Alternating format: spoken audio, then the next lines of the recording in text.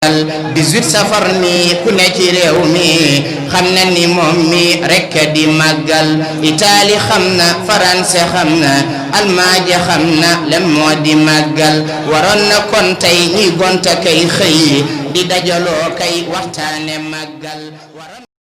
waaw kay mbokk yi jërë ngeen jëf salaamaaleykum wa rahmatullah nuyuwaat leen bu baax a baax béggewaat leen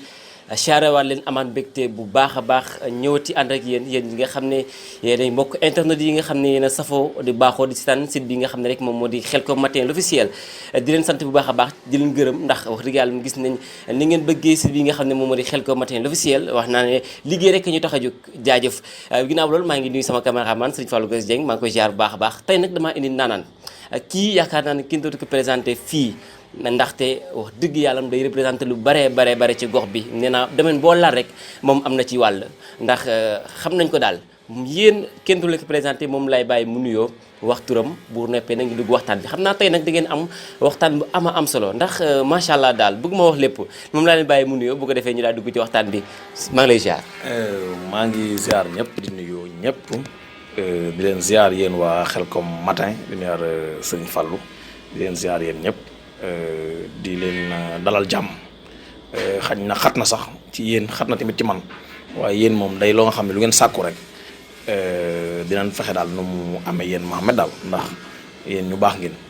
te seen professionnalisme tamit aussi amul lu ki ne di werante moo tax bu ngeen soxla émission rek ñoom ñëpp dañ ci sawar daal ginnaaw bi ñu ziyaare nag suñu sëriñ Cheikh Mamadou Mountakha di ñaan yàlla mu yàgg fi lool te wér te naal yi mu sumb yëpp mu egg ko ak jàmm di leen ziyaar ci weeru safar wi vraiment di sant rek comme ni ko ñëpp defee comme weeru sant la sëñ Touba nee na ngeen sant le ma sama borom ndax lot naa ki sant gi ma koy sant kon daal ñu ngi sant ñëpp di sant suñu borom di sant suñu waajur di sant suñu sëriñ di sant xalifa général des Baye Fall ak kilifa yëpp man nag comme ni nga ko waxee rek man la Cheikh Fall président des opérateurs économiques de Touba vraiment ngeen fekkoon tamit ca suñu siège bu bees bi ñu nekk en installation voilà moom fii moom seen kër la yaatal na leen fi yéen ñëpp di leen xamal tamit lépp loo xam ne ci wàllu économie la ci dëkk bi fii lañ koy nase fii lañ koy noccee kon daal sant yàlla bi ngeen ñëwee nga xam ne yéen def seen premier interview muy loo xam ne tamit lu rafet la en même temps tamit des responsables politiques APR di jàppale le président Macky Sall donc ñu ngi sant ñëpp daal di gërëm bu baax daal di lu may nuyoo bee.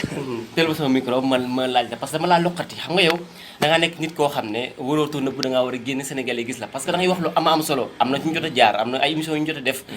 gars yi xam nañ la mais dama la bëgg a laaj comme ñëpp nga koy laaj situation dëkk bi ni situation bi ni Covid bi mel ni économie bi mel ak ni dëkk bi mel loolu laa la bëgg a laaj yow ban point nga ci am. waaw xam nga Covid moom ñu ngi sant yàlla d'abord parce que ku ne xam na ni mu meloon ku ne xam na ni wàññeeku na sant yàlla bu baax di sant Serigne Touba bu wér ndax wanat nanu boppam ci Covid bii wanat nanu digganteem ak boromam ci Covid bii sëñ Mountakha mi wane ci benn dimension boo xam ne dimension bu spéciale la dimension la boo xam ne ñëpp la yéem parce que géré na ko ci xam-xam géré na ko ci diine géré na ko ci yaatal sëñ Mountakha vraiment ñun murit yëpp mënuñu ko fay. Covid bi moom vraiment sant nañu yàlla bu baax. bu loolu yëpp jàllee Covid bi ku ne xam na ni bépp jàngoro boo xam ne ñëw na ci réew. wala ci àdduna wala lu mën a doon ci àdduna am na ay inconvénients. inconvénients yu mag am na ci wàllu économie ku ne xam na ne économie bi moom sooxe na lool. moom économiste yëpp wax nañ ko ñun itam xam nañ ni vraiment sooxe na kenn ku nekk yëg nga ko ci sa liggéey mais nag sant yàlla bu baax a baax. xam nga di dem rek di dem. loolu du jàmbaar mooy ki nga xam ne day daanu ba pare jóg dabe jiwaat te incha allah ñun ñëpp dinañ dabe jiwaat dinañ àndaat beneen bi topp mooy xam nga Serigne Touba dafa kéemaane te dëkkam bi dafa nekk dëkk bu nga xam ni dëkk bu am solo la ci économie Sénégal ba ci économie monde bi parce que déjà bon li ñëpp wax loolu maanaam tey lu garaaw la laa lay waaj wax ni mooy màggal Touba 5 millions yi muy recevoir boo demee amul benn cérémonie boo xam ne ci àdduna bi dina ko recevoir parce que kenn ku rek dañ koy limité mais Sëriñ Tuubaa nag moo yaatu moo mel noonu liggéeyal na borom te it borom fay na ko te it loolu moo waral cant gi moo waral safar gi bon lépp nag loo xam ni jàppan nan ni dana am ak sooxe yi moom néew na lool ndax usines yi nga xam ne amuñu woon produit pour fabriquer pour produire alhamdulilah ñu ci bëree bëri woote nañ te ne nag ñoom ñu ngi produire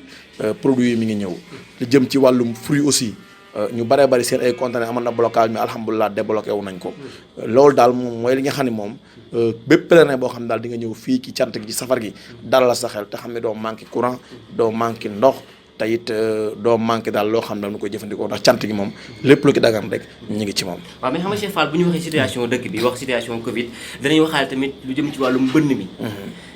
yow politique see nga gis nga mbënn mi ni mu mel. gis nga gars yi fi mu toll ni ñu sonnee ci ndox mi. Covid ñëw gars yi gën a am problème te Covid bi mu soog a ñëw dafa mel ne am nga benn aide sociale bu nga xam ne yéen a ko doon wax aide boobu noonu dem na am na ñu ne jot nañ am na ñu ne jotul far yàlla dogal nawet bi ñëw mbënn mi gën a am. jamono ji tembe am na ay gox yoo xam ne ñëw génn seen ay kër dem dëkki feneen ñoo xam ne njaboot yoo xam ne jamono ji tembe ñu ngi sonn. ban programme ngeen am ci programme moom weesuwul programme bi am ci réew mi ku ne xam na ne ni ko ñëpp waxee ñun ñoo doon ñaan yàlla ay xéewal nawet bu barkeel ndox mu bari suñu borom dégg na ñaan ngeen nangu na ko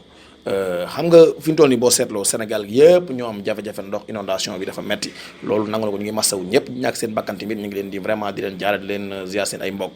mais jàppan inondation bi metti na trop waaye nag Touba moo ci ëpp chance Touba ay jafe-jafe mbedd ngay wax ay jafe-jafe jaarukaay fu nit jaar pour dem pour agsi mais ay kër yu génn bariwu fi boo seet loolu kon ñu ngi sant Sëñ Touba bu baax te it loolu yëpp aussi quoi qu'on puisse dire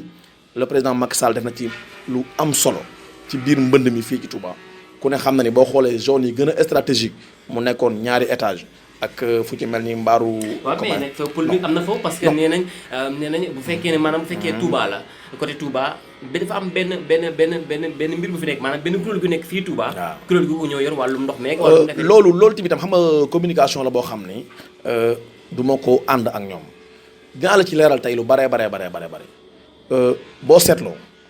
ñoom kuréel googu tey ñuy wax Touba ca kanam. def nan peut-être ñoom am nañ seen récupère nañ xaalis c'est-à-dire que laaj nañ murit yi addiya murit jaayante nañ joxe nañ mais ñoom seen chiffre d'affaires boo seetloo matul 2 milliards le président Sall lu la waay mën a wax def na fi 12 milliards et poussière ak yeneen projet yoo xam ne c'est plus de 25 milliards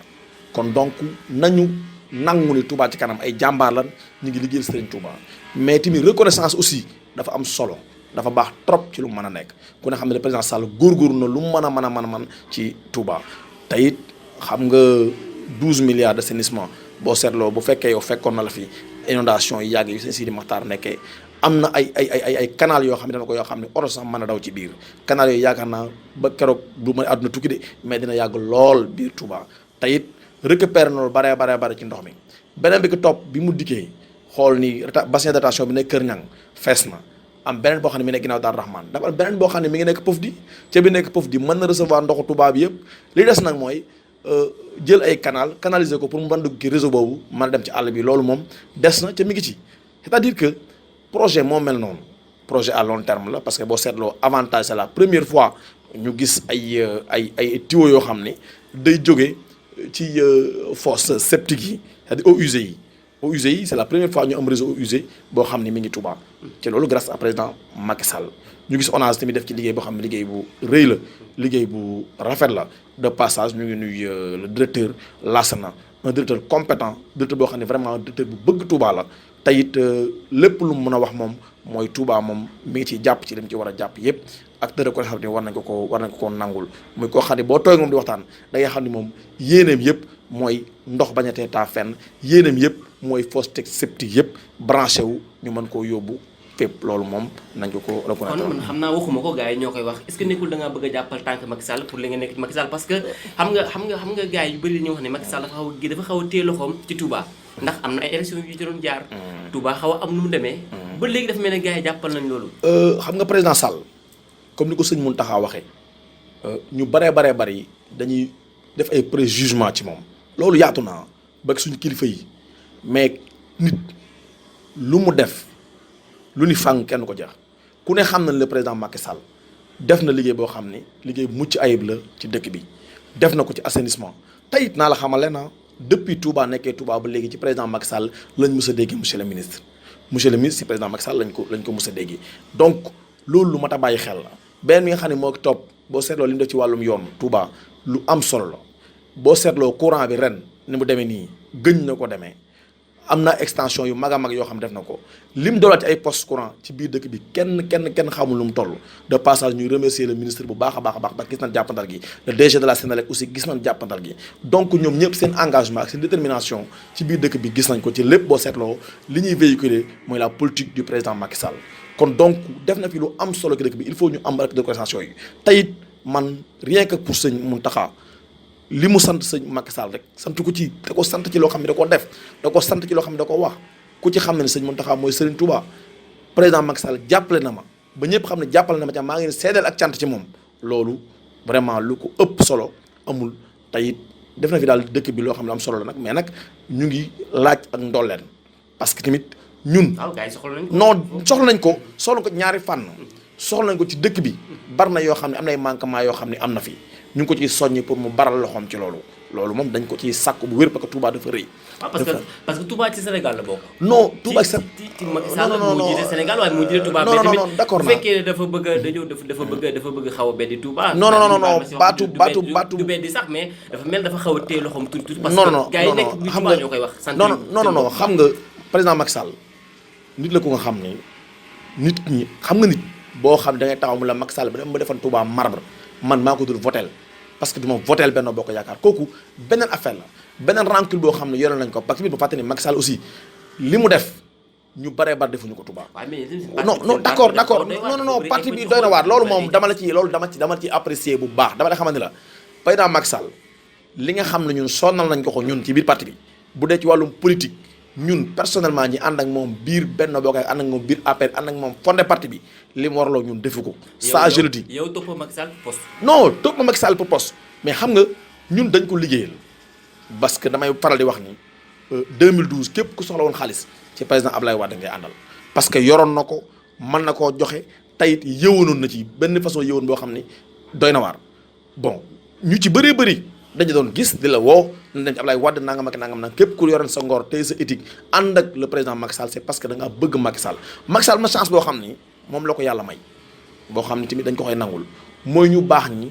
wala boog ci ëpp dañ ko bëgg mais nag njariñ li mu waroon ak ñoom aussi des na lu baree di ko lancer appel mu gën a bàyyi njabootu xel mu gën a bàyyi xel njabootu politique am yi nga xam ni ñu ngi nekk fii ci Touba parce que def na mais ñu ngi ñaan mu dolli parce que Touba vraiment nomination yi néew na fi doole boo seetloo yeneen région yi nekk Sénégal yëpp nomination yi fa nekk bari na lool Touba nekk deuxième ville du Sénégal ba pare amul ay lu mat ñaar nomination ba ñett nomination loolu vraiment nu ngi ko ciy lancer appel mu gën cee jàpp gën a jàppale jeunesse bi te xam ne ñu ko bëgg leen ñu engagé wu leen ñu déterminé wu leen ci ginnaawam donc na leen siggil sagal leen te jàppale leen loolu moom lu war a war la. waaw ginnaaw ba loolu Cheikh Fall yaakaar naa ne ku la xam dëgg-dëgg tamit xam na ci wàllum agriculture xam na ci wàllum jëm ci wàllum économie xam na ci ay bay ay yeneen ak yeneen ñu gis ne maanaam wàllum économie Sénégal fi mu toll jamono ji tembe dafa mel ne xaw na am ay bang waaw xaw na stagné mais li ko waral yëpp mooy Covid bi kenn ku nekk xam nga ni sa gafaka la ki daan dugg wàññeeku na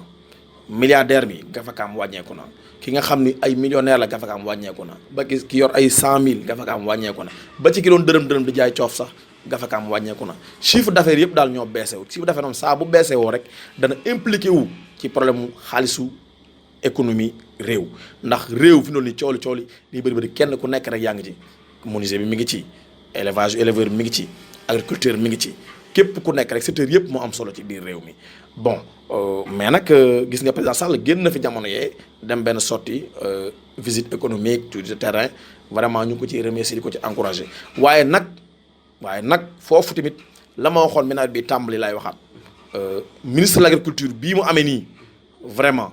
liggéeyam moom xeeb nañ ko trop par rapport non kon da nga bëgg wax ne ministre de l'agriculture que dafa mel ni am na lu mu desee kon non dafa deful dara bay dese dara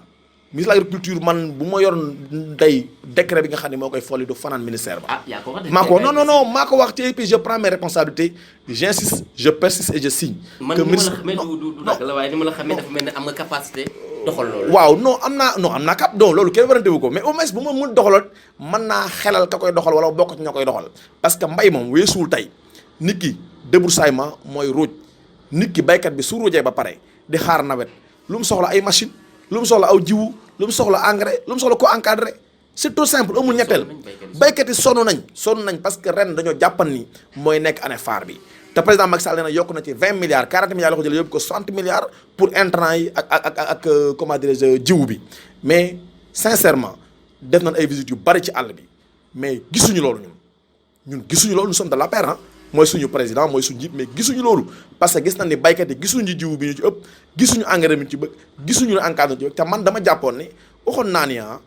président Macky Sall bi mu demee seen Sidi Matar lenn rek la ko waxoon na nga jàppale baykat yi bu baax seen Sidi Matar loolu la ko dénkoon avant muy nekk président bi mu nekk président ci loolu la ko yàgg a soññi nit ñi nag li ñu man mooy dem ruuji toog xaar amoo jiwu gerte la nga am rek ngay ji amoo engrais la nga am rek nga ciy sotti donc nag loolu ñuy wax noonu vraiment ñu ngi koy wax mais nag dëgg agriculture moom ni ko président war a jàppale des na wala boog ñaari solution moo ci foofu ñaara moo ci nekk président mën naa def li nga xam ne war na ko def muy génn ko mais est-ce que am na suivi ak est-ce que information yi mu jot information yu baax la loolu aussi mën na nekk parce que dañuy dem na lay orienté président Sall fa mu jëm c'était bien planifié fii lay dem foofu la fa nekk ña fa nekk c'est bien organisé mën nañoo wax la fa nekk mais nag am na gox yoo xam ne gisuñu président dégguñu ko ñun ñooy dem ci ñoom ñooy dugg ci àll bi ñooy xool ñooy déggante ak ñoom ñoo leen di jàppale ca lan mën a am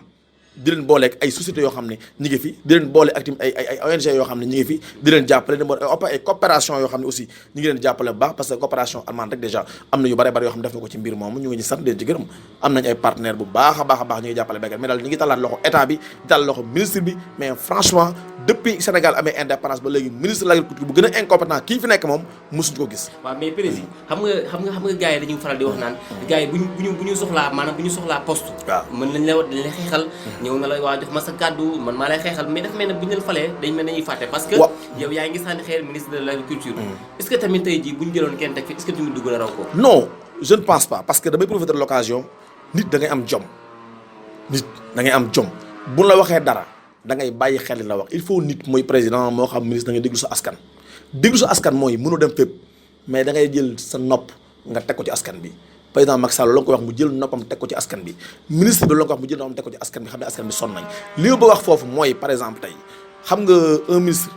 bu fekkee da nga toog tey amoo les bonnes informations wala tey président de la république génne tous les moyens qu'il faut ba pare génn matériel yi mu génn yëpp ba pare yow mi nga xam ne yaa war a véhiculer politique président boo xam ne defoo ko loolu tamit dafay yéeme du question sànni xeer du question dara mais tamit képp koo xam ne nekkoo fi daal vraiment man damay préférer tey boo fi defee loo xam ne waroo ko fay def wala nga war a liggéeyoo vraiment ñu jël la fi indi sa morom parce que loolu mooy ne parce que agriculture dañ ko war a jël def ko le poumon du développement national loolu moom. kon daal yaa ngi ci biir seen biir waaye teewul boo gisee. ay failles yoo xam ne defuñu ko wala seen ñàkk mën a def du tee nga wax. non loolu failles yi moom man naturellement je suis comme ça ñu bare ba dañ may wax ni ma yow. man dañuy raal ginnaaw seen non waaw dañ koy def voilà loolu mooy problème bi mooy président dama ko yàgg a wax ni ko monsieur le président message bu nekk lancé naa ko baal ñi lay xalal di la xalamal ndax alal président njiit day bàyyi ñi lay xalal di la xalamal ndax alal nit ñi seen intérêt rek lañ nekk boo nee weex na ñu ni tàll nga ni ñuul na ñu ni kuk mais kenn osé wu ci wax la ay dëgg ca président lu la waay mën a wax nit la comme ñëpp day juum comme ñëpp sallallahu alayhi wa sallam moom mooy gën gi bindeef danaan toog laaj Abubakar Omar ak saxaaba yi lu ngeen xalaat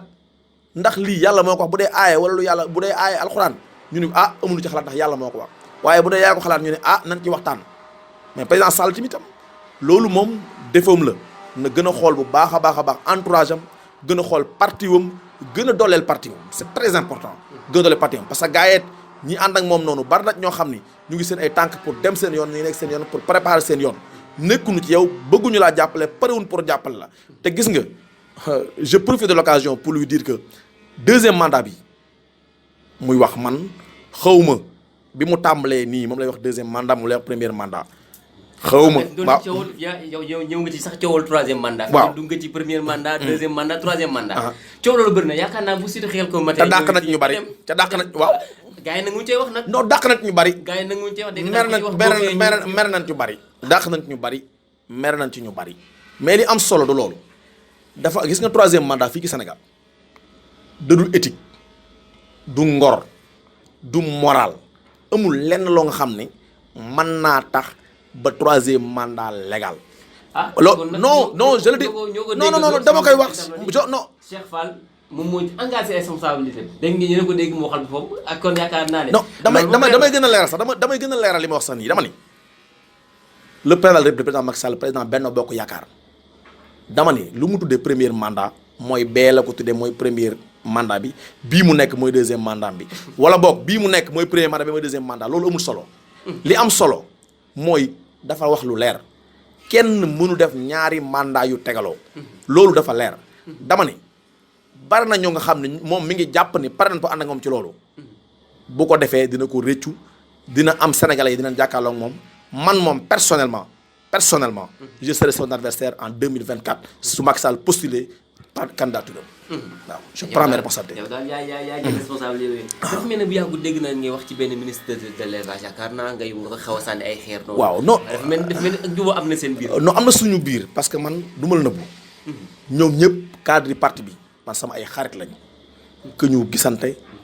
mooy yéen waa APR da nga xaw a bëri problème. non xam mënu ñu ngi dégg yéen gars yi ponkal yi di xaw a saagante. non loolu tamit man wax naa ci ñaari yoon ba ñett xam nga nit. ok en tant que. non ma leerale ci ministre bi ba pare parce que ministre bi daaw jéeg xar dafa manqué Sénégal ñun ñëpp affaire bi metti ñu xam ni président de la République moo koy liggéeyaloo dafa war a am ndam ñun Samba Ndiobène du ñu intéressé jëmm ji du ñu intéressé mais Samba Ndiobène en tant que ministre de l'élevage moom daf ñuy intéressé te it président Macky Sall daf ko yebal pour mu liggéey sénégalais yi am xar yu doy ba pare sàmmkat yi gis ki seen bopp waaye nag ku ne xam nañ daaw rek la sax xar amul xar cher na moo tax bi mu jubsee ñun dañ koo soññi def alerte wax ak moom ni ko nag faluñu la pour lii wala pour la dañ daa far pour Sénégal am ay xar yu doy ci wàllum tabaski jur gi suur ba pare sàmmkat yi gis seen bopp loolu lañ ko lancé woon mais alhamdulilah dégg na appel bi président aussi tamit soññiwaat na ko ba moom la nga xam ne moom da ko doon def muy tey ak waat réussir na ko tey ku ne xam na ni Sénégal dañ koy remercier de passage di ko encourager di ko féliciter parce que def na loo xam ne lu jéego bu am solo la ci wàllu élevage de ce fait que Sénégal gi yëpp gis ay xar ba ay xar delluwaat fa mu jóge woon kon approvisionnement bi en mouton kon doy na sëkk loolu ñu ngi ko ci encourager ñu ngi ko ci féliciter ci xam ni li ñu doon wax yëpp lu dara lu may ab soññee pour réew mi nañu gis seen paquet en tant qu'économiste tamit amuñ nga droit noppi bañ a xam loolu far ak président Macky Sall aussi bu ñu gisee loo xam dañ ko war a wax dañ koy wax. loolu moom il faut que comme noonu nga mel daal yow. non je suis naturel loolu boo gisee loo wax non su ma gisee lu ma war a wax dama koy wax loolu moom ëmb sax lu ma ciy werante parti bi aussi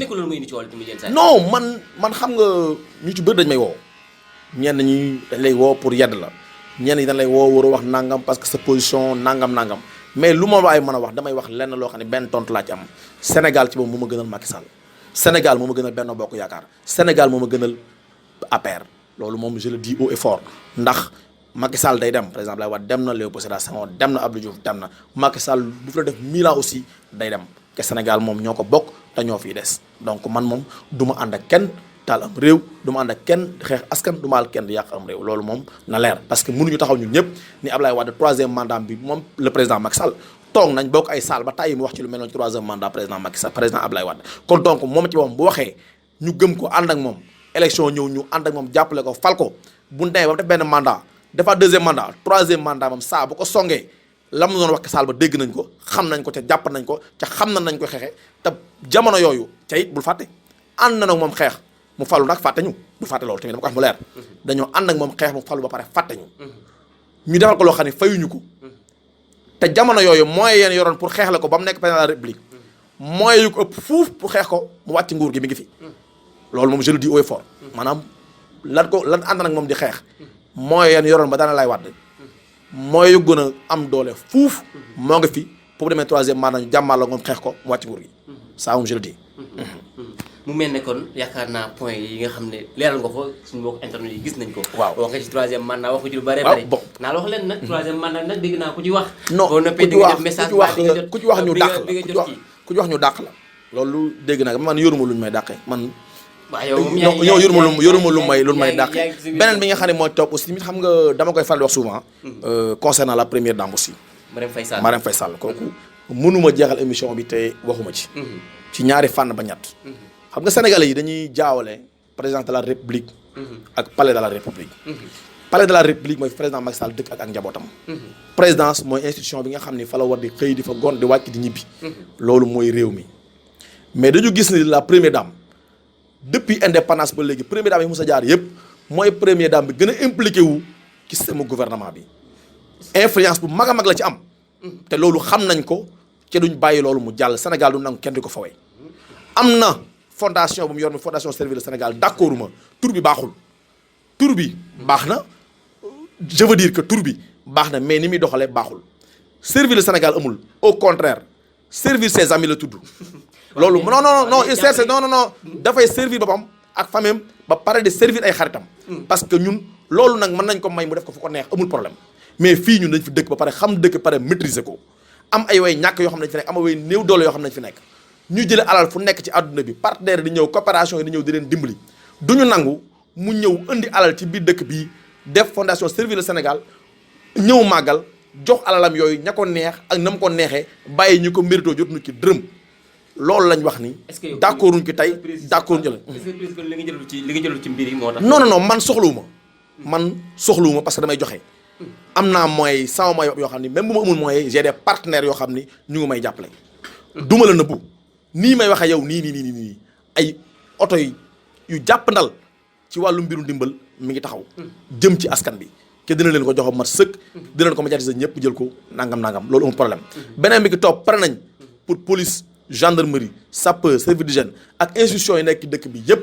li leen war a jox ci approvisionnement ci wàllum ndox ak yeneen produits yoo xam ne lépp na ko incha allah dañ yóbbu yëpp jox leen ko ci turu opérateur économie yi ak partenaires yi nga xam ne am nañ ko yàgg nañ ko def tey gisuñu lum nu wàññi mais nag duñ nangu tamit kenn ñëw ci dëkk bi di jël alal di ko ak ay dons yoo xam ne ña nga ko war a jox ña ko méritoo joxu leen ko mooy servir tes amis c'est pas servir le Sénégal mais fondation Servir ses amis et servir elle-même la. en tout cas daal xaw ma défi la xaw ma daal mais en tout cas daal tourné nga ko Servir le Sénégal nga servir les amis. non Servir ses amis la loolu laa gis ma. kon daal nekk nga nekk APR te lépp lu. non parce que man xam nga sama cat mooy juruñu ma jënduñu ma aussi. seen ginaar nenu ma non dafa am benn politique éthique mooy dëgg gi rek dafa am benn politique bu président Macky Sall indi woon nu ñëpp toog waxtaane ko ba déggu ci ànd taxawal lu baree bari kon suñu demee ba tey mu am tamit leneen loo xam ni la naqare woon ci ñi dem la da nga koy souligner teel a def alerte loolu moom mooy li war a nekk tey moo nekk le président Macky Sall mooy suñu kilifa ci parti bi mooy suñu kilifa ci coalition bi mooy suñu kilifa ci réew mi parce que c'est président de la République du Sénégal di ko soññ nag di ko soññ bu baax ndax wax naa ko waxaat ko Cheikh Mamadou Mountakha mooy suñu Serigne Touba moom mooy jëmm ji ñun murit yëg Baye Fall ñun ñëpp ñooy takkandeer yi fu mu jëm rek fa lañ jëm xam nga jëm moom fu mu jëm fa la takkandeer yi jëm sant gi mu ko sant duwalaal na ci ñëpp sant na ko gërëm na ko xamal na ñëpp ne jàppale na ko loolu ñu ngi koy rafetlu waaye nag na bàyyi xel bu baax a baax ci sëñ bi gën koo bàyyi xel xam ne sëñ bi am na ay tool am na ay daara ñàkk nag am aw yoon wu sëñ bi jaar tax na ba ak njabootam jóg di yëngu te loolu mën naa ñàkk pay naa sàll heure bi war na fekk sëñ Mountakha ci boppam am yoon woo xam ne yoon wu baax la yoon wu dëgër la jëmbul kayal parce que loolu moo war a nekk te loolu daa war a nekk obligation la parce que depuis Senghor ba léegi bépp xalifa bu fi nekk fa nga jëm état wu Sénégal profité na defal la nga xam ne fa nga jëm ci jàppandal ndax xam na ni sëñ bi fu mu nekk taalibe yi dañ ko fay fekk sëñ bi fu mu nekk ñi nekk bitim réew dañ ko fay fekk kon donc loola ut yoonu fa jëm moom defar dëkk ba wàññiwu dara ci da ko war a def rien que li ko sëñ Mountakha wax rek war naa tax mu accélérer projet boobu maa ngi nuyu ñëpp sant ñëpp. waaw parce que mel na xam naa temps bi léegi mu daal di mat waaye yaakaar naa ne gars yi kontaan nañ ndax dañu bëgg koo xam ne. non du raay. ñun jot daal ñëpp dañuy raay mais dañu bëgg koo xam ne waaye nag gars yi ne leen des fois politiciens yi ay boppam loolu leen parce que bu ñu toogee di wax bëgg dara. non man il faut tamit ñu xaw a mel ñu xaw a dëggu. non man dama lay wax benn affaire dama gis nga combat bii ma jël nii yoonu ma jël nii sama yoon la ma gëm dëpp may nekk xale da ngay laaj ñi ma xam. ku ma xam ni sama àdduna yëpp jeunesse laa ko def. sama àdduna yëpp ci combat laa ko def man mi wax yow nii 2012 j'étais arrêté déféré bu dul woon sëñ Baaram sëñ Fallou man ci kaso bi laay dee. te pourtant li ko waral Ablaye Wade la. Ablaye Wade mii la. donc xeex la wan parce que ñëw na taxaw nañ en tant que jeune faral parti bi taxaw sànnente voilà loolu mënul ñàkk c'est la politique. mais loolu laan la daman la nit ñi gën na ñëw mature mooy gën naa bari xam-xam bi gën naa yokku dama ni li ma wax dama koy répéter j'insiste je pèse et je signe et damay réitérer li ma waxaatoon dama ni président Macky Sall bu fekkee dafa briguer 3e mandat fii ci réew mi 2024 le Sénégal serait en feu ci il sera responsable. est-ce que loolu ñoo ko déggandoo. mais ci synthèse ñu tëj. yow tey ji lan ngay xaar ci Macky Sall wala boog lan ngay xaar ci dëkk bi parce que gis nañ ne xëy na am na benn pàcc boo mën a jëmmal. lan nga mën a xaar ci Sénégalais yi nekk wala surtout yi nekk yoo xam ne ñoo doog Touba. bon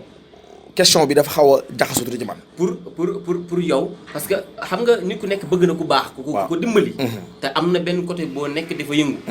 lan